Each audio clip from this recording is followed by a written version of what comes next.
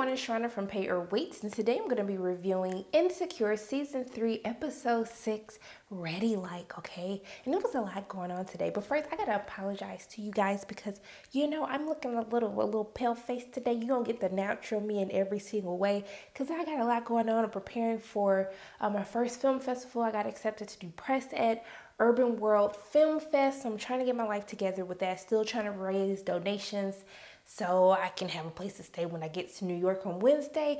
So if you want to check out my GoFundMe or figure out another way you can donate or share this with your friends to just help a sister out, okay? So until then, I'm going to be looking raggedy until I can get my entire life together. But listen to this episode, y'all, because there was a lot going on in this episode. They were just throwing a lot at us. So I'm already going to apologize because I'm going to have to look at my phone and you know who you are. So get ready to say that on the review. So the episode opens up and everyone's trying to figure out the question of the hour. What has Lawrence been up to? And we see that Lawrence been fucking, okay? So he been sleeping around with all these little scallywags. And then all of a sudden this fool then got the clam. He has chlamydia, okay? And then he has to spend time calling everybody else to let them know that he might have given them chlamydia. So Lawrence Hive, how y'all feeling about y'all fearless leader? Because he nasty and y'all nasty if you up here supporting him. He needs to learn how to wrap it up, okay? So, moving on, okay? So we see that him and Issa has a conversation when they're at the 7-Eleven where we left off from the last episode. And so they kind of just, say, hey, what's up? And then keep it moving. Nothing really super crazy. And so we see that Issa has decided she wants to do like a neighborhood block party to kind of, raise awareness for the things that are going on in her neighborhood, kind of bring money back into the neighborhood to help support it. And we see that she goes to the city to actually get the permits that are required to have an event like that. And we see that the lady is basically telling her, don't do it. When people try to do events in their neighborhoods, it doesn't do any good. Like, you're wasting your time. You should do something better. And so I appreciate them saying that because I feel as though there's a lot of conversations, especially when we talk about gentrification and how we need to pour back into our own neighborhoods before they get taken over, and how a lot of people, that's common things that you do hear people say, like, why are you wasting your time with this? Like, you shouldn't be doing that. And so I appreciate that she's showing how people are trying to help, but they're met with a lot of roadblocks along the way, or a lot of people who aren't supporting them trying to make things better. And so what I love to see is when Issa walks out of the city office with all of her paperwork, we see that Nathan was waiting for her. He was there to support her. And even when she was ready to give up from the criticism that she heard from the lady, he was like, no, keep doing what you're doing. We're going to see this through. Like, you got this. And so it's really nice to see, another Black man supporting a Black woman and not letting her give up on her dreams, and making sure that he's giving her the encouragement and being the backbone to help her see her dreams come true. And so I was rooting for Nathan, okay? I was really rooting for him. Even when they were laying in the bed and he was just like, how do you know this is real? And I thought it was so funny because she was like, oh, because I got Yelp reviews, because she was showing him like where she was trying to do the block party.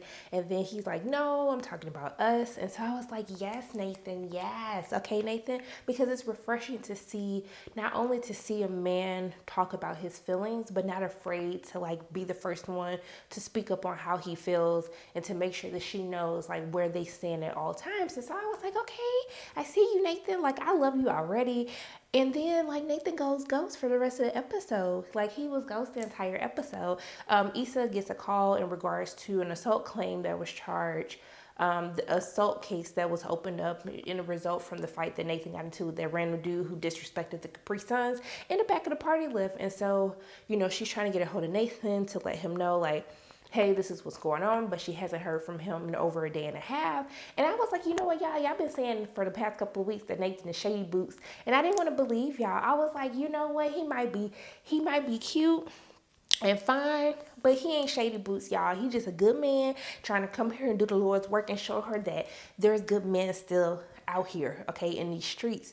But I think I'm gonna have to believe y'all because we ain't hear from Nathan. I don't do that. Like, you not responding for a couple of days. Been there, done that. Can't do that no more. We too grown for this. Either you can answer the phone, you can't answer the phone. But why you ain't got no voicemail box set up?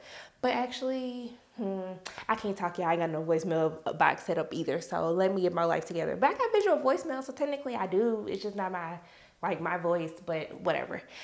So where do we go? Like, where do we go next? Okay, so Miley. Miley, why you keep blocking your blessings, Miley, huh? Why you blocking your blessings? The Lord keep trying to send you man after man after man. He sent you Sterling. You didn't want Sterling. You wanted Dro nasty ass. And then he sends you this little Asian man, this beautiful Asian man, Andrew. And she was just like, no, she's embarrassed from what happened when she was high on Molly and not having a good trip. And so Nathan had told Issa, like, hey, tell your girl come get her jacket from Andrew. And so she finally does it. And then I like when Andrew was like, hey, have you been to this place? He's like, okay, well, we're going to go to lunch there tomorrow. I said, you better take initiative. You better tell her, like, hey, I'm going to take you out on a date. And this is where we're going. He made the plans, okay? Because I can't stand these dudes. They be like, oh, you want to go get something to eat? You want to get some drinks? Yeah, sure. Where you want to go?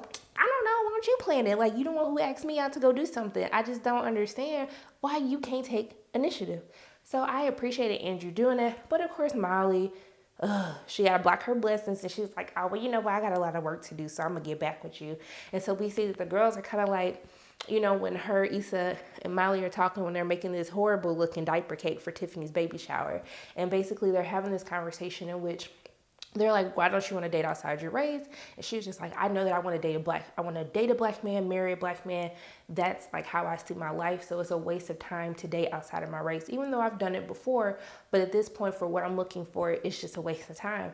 And so it's interesting. I'm glad that they had this conversation because I've had a lot of criticism for attempting to date outside of my race, or, you know, not waiting for, you know, my black man in his knight in shining armor to come and find me. Because, you know what, as much as I would love to date a black man, marry a black man, have some beautiful black babies, and have some black love, I can't wait on that forever, y'all. So like, I am starting to feel like, can I date outside of my race? I don't think I can. And when Molly was having a conversation talking about, I'm not here to try to teach people about racism or any of this stuff on what it means to be black, I felt her on that too, because that's one of my fears on dating outside of my race, that I will always have to explain the black perspective of things, or why we feel the way that we feel and what we go through and what we experience being black people in America. And so I thought the whole conversation was so interesting. But when Kelly, to ask her which one was it, the black one or the Asian one, because she wanted to smash the black one,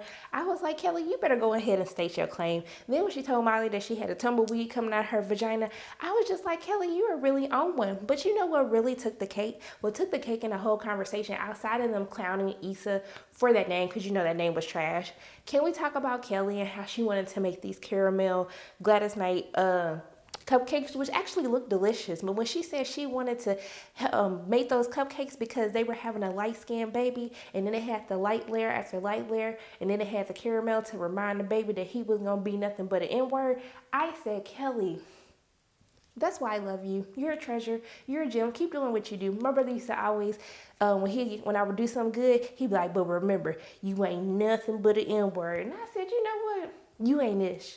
But I still think of this from that day forward. I always think of him saying that, and I laugh every single time, especially when Kelly just said this on this episode. But let's get to the baby shower, okay? So we see that, first and foremost, I got to give a shout out to them for having Tiffany's extra baby shower. And it wouldn't be extra enough if she didn't pay homage to Serena, Beyonce, and Cardi B with their maternity shoots. And she had it recreated and put on the walls. And I thought that was absolutely hilarious, but that was so Tiffany. And I was like, why didn't I think of something like that? But I ain't got no man and I ain't got nobody in impregnate me right now.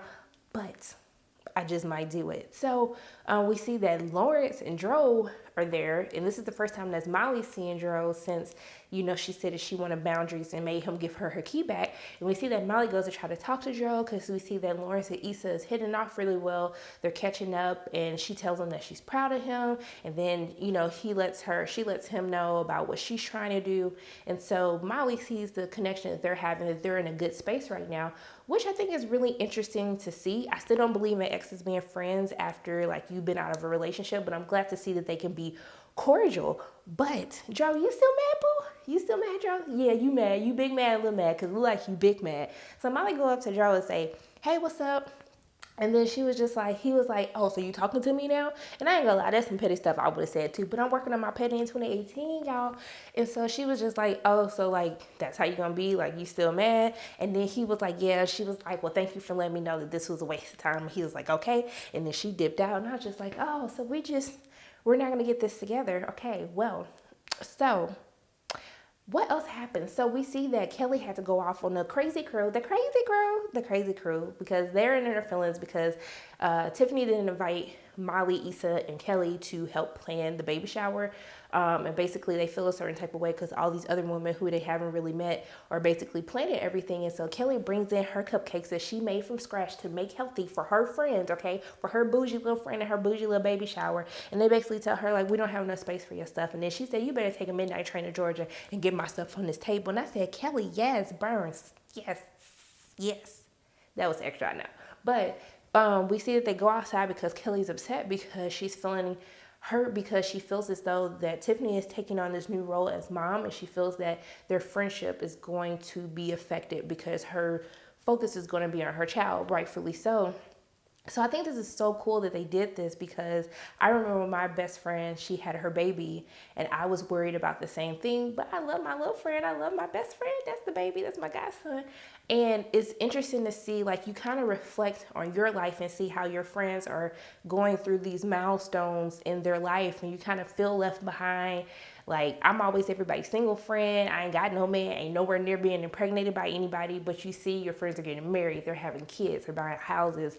And so I thought it was an interesting conversation. And even for Tiffany to tell them, like, none of you guys offered to plan a baby shower for me whatsoever. Like, nobody did that. And I always thought that their friendship was really sus. Like, I felt like Issa and Molly were good friends, and then Kelly and Tiffany were really good friends, but I never really felt the connection between them. I felt like they were like fake nice friends, like the friends that you've been friends with for so long that you kind of like, well, there's no point to not be friends with them, but I don't really rock with them because we don't do the same things. That's how I felt about their friendship. And so I thought it was interesting how Tiffany had a point, like, you guys did not offer to plan my baby shower. I held on waiting to see if you guys were going to do something. And then they came up with excuses. And I think Molly and Issa's so selfish for the excuses they were coming up with. But Kelly was like, hey, I actually volunteered and asked you, do you want me to plan a baby shower? And you told me no. And then Tiffany tells her, I didn't feel like you can do it because you don't have a kid. And so you don't know what that's like. And I thought that was so great that they had that conversation, especially because even talking to my friends, when they're having conversations about how they, the trials and tribulations of breastfeeding or things that you didn't know, like after giving birth to children. And I feel like, well, dang, I can't be included in these conversations. Like, can I even be helpful? I don't even know if you could be able to talk to me about it because I don't know what to tell you to comfort you. And so I thought that was a really, really, really great episode to explore the dynamics of friendships, even through the guys' friendships. When Chad and Lawrence are talking, Chad is still beat up because his fiance left him because he cheated on her. And even how they were having this conversation, and then Chad had the audacity to talk about Issa and call Issa a hoe, and Lawrence had to check her. And I was like, Chad, you did the exact same thing. And so even Lawrence tried to tell him, like, hey man, like, if you're hurt, like, you can talk to me, it's okay. And then so it's just interesting to see how men converse with one another versus women. And then even like as you're going into these new milestone ages in your 30s, like how your friendships change for good or for bad, or if friends are meant to be in your life for a season or not. But enough of me being on my soapbox, okay? We see that towards the end of the episode that Issa gets a call from the Lyft letting them know that Nathan called and gave a statement, but she just like, so why hasn't Nathan been able to call me? I thought it was so cute when she had Miley call from her phone. She was like, this just like high school. She was like, I ain't had no cell phone. I ain't had no man. And I was like, right, like, who got time for this? But please believe that I will be using spoof number. You ain't answering my phone. I ain't got to use nobody else's phone call because I'm going to make sure that I come from a different area code. So play with me if you want to. But Candace shows up, y'all. So the moment we all been waiting for Joe and Candace and Molly to all be in the same room together. And then we find out the bombshell that Candace and Joe are having a baby. Candace is pregnant. Everybody's just like, huh? What? Tiffany doesn't know what's going on with Molly and Joe, so she doesn't understand why that's such a big deal. Sorry, I'm choking. But I see how Tiffany feels some type of way. How you gonna come to my baby shower and tell me that I'm pregnant? Don't be trying to take my shine away from my day. Boop. So I'm interested to see where this is going to go. I'm happy that this forces Miley to send Andrew a text message and say that, hey, I'm going to go on a date with you. I need to figure out what's going on with Nathan, why he's so shady. But overall, I really enjoyed this episode. This for me is probably one of my favorite episodes because I feel like it just explores a lot of what people are going through right now. And maybe also too because I could relate to a lot of the conversations that the women were having in the episode when Issa finally has that revelation that she's over her ex and they're at a good place. I love that. This is what I love the most about Insecure, seeing people who look like me, having the same experiences like me, and then being able to talk through that on camera, on TV. And so this is why I just love this show. And I think this is the best episode of the season. I can't believe we only got 2 episodes left, but I'm talking for a long time. I gotta go back and get my life together, try to figure out my life for this Urban World Film Festival. But those are my thoughts on Insecure Season 3, Episode 6, Ready Like. As always, my name is Sharona from Pay or Wait. And if you like what you saw today, make sure you hit the like button, hit subscribe, share this video with your friends, and I will see you soon.